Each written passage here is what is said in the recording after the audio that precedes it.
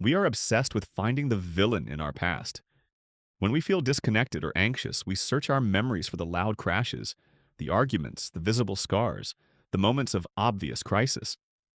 But what if you're looking in the completely wrong place? What if your deepest psychological wounds aren't about what happened to you, but about what didn't happen? Today, we're going to look at an invisible operating system running in the background of your mind.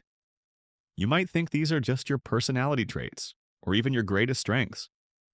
But let's play a game of psychological detective. Let's see how many of your good habits are actually brilliant disguises for childhood emotional neglect. The fortress of solitude.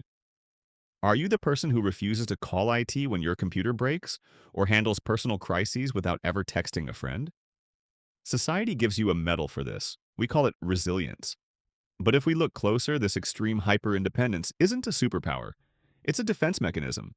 If you reached out for comfort as a child and met a wall of indifference, your brain calculated that asking for help was simply too dangerous.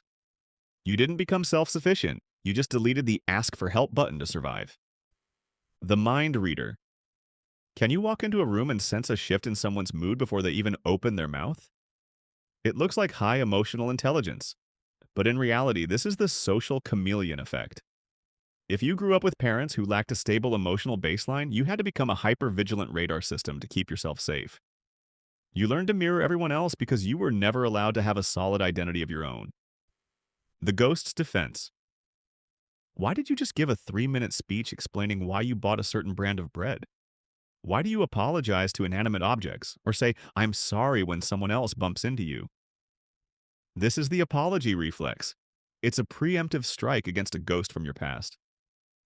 You learned to shrink, to take up as little space as possible because you internalized the belief that your very existence was an inconvenience. The blank slate. Someone asks you, "What do you want for dinner?" Or, "How do you feel about this?" And your mind goes entirely blank. You aren't just being chill. In a home where your preferences were mocked or ignored, having a want or a need was a liability. Over decades, you severed the wire between your gut feelings and your conscious mind. You buried your preferences so deep to keep the peace that you literally cannot find them anymore. The unpaid therapist. You are the one everyone turns to. You fix your friends' lives, you stay late at work, you are the rock. But the second you have a crisis, you vanish.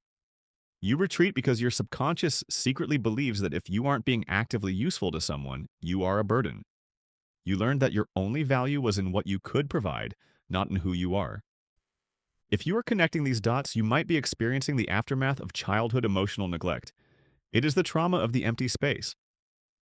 But here is the most important plot twist of this entire mystery. There is absolutely nothing wrong with you. Your brain did a magnificent job. It built this heavy armor to protect you in an environment of emotional scarcity. It saved you. But look around. The environment has changed. You aren't that helpless child anymore, and that heavy armor is keeping you isolated. It's time to start experimenting with taking it off. Start incredibly small. Wait 5 full seconds before you say, "I'm sorry" for something that isn't your fault. Tell a friend you actually would prefer the Italian restaurant. Let someone carry a box for you, even if you can lift it yourself. You were never too much, and you were never a burden. You were just a kid who deserved to be noticed. And the ultimate plot twist is that today, you can finally start noticing yourself.